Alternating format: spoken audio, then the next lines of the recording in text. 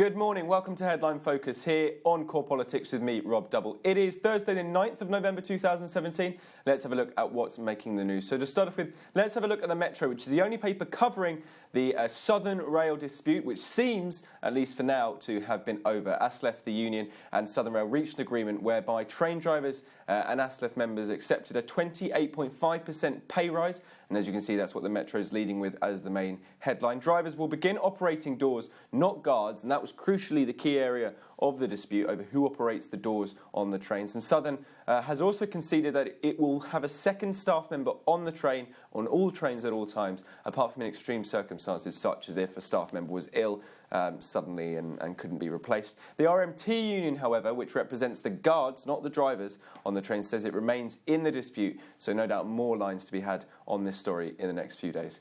Next up, thrown to the wolves. As you can see, this is in the Daily Mail today. Now, this is not due to our main story, which is to do with Priti Patel. We'll come to that in a second, but to do with the former Welsh Minister, Carl Sargent. Now, we spoke about him a couple of days ago with regards to his allegations made against him and his suspected or possible suicide, as at least it was reported on at the time.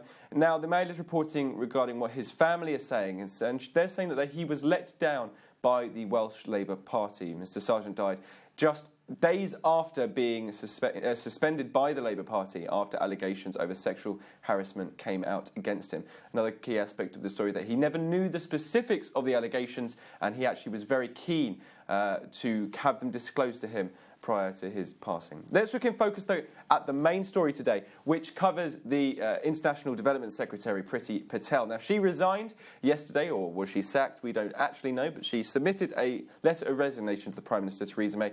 This was after her holding a series of unauthorised meetings with Israeli officials without telling Downing Street or the Foreign Office. And many people interpret that to be a break of ministerial code and certainly a break of integrity from her to the rest of her cabinet.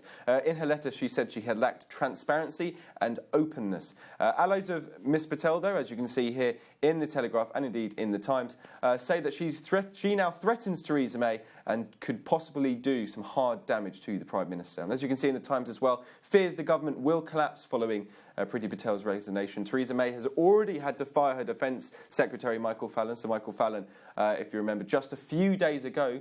So the second head to roll in the cabinet in just a couple of weeks. EU leaders, it's reporting in the Times, are preparing for the fall of Mrs May. The Prime Minister now obviously having to do another reshuffle, another disturbance to the cabinet and the dynamic of the cabinet going ahead.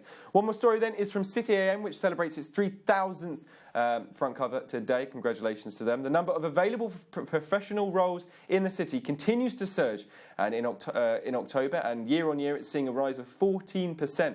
Now, what's the cause of this massive increase in amount of professional jobs available? Well, they're saying it's the demand for compliance staff in the face of new regulations being a major driver to this, as financial markets adjust to the implementation of MiFID II and other things. MiFID II obviously is coming in January 2018. That's pretty much it for today. You're up to date. Don't forget you can find all the latest on what we're doing here in Core Politics on our Facebook page and Twitter. We've got some brand new Inside Europe's coming out today and came out last night. Have a look at those there to do with the Paradise Papers and the EU response to that. But from me, Rob Double, and all the team here at Core London, have a fantastic Thursday.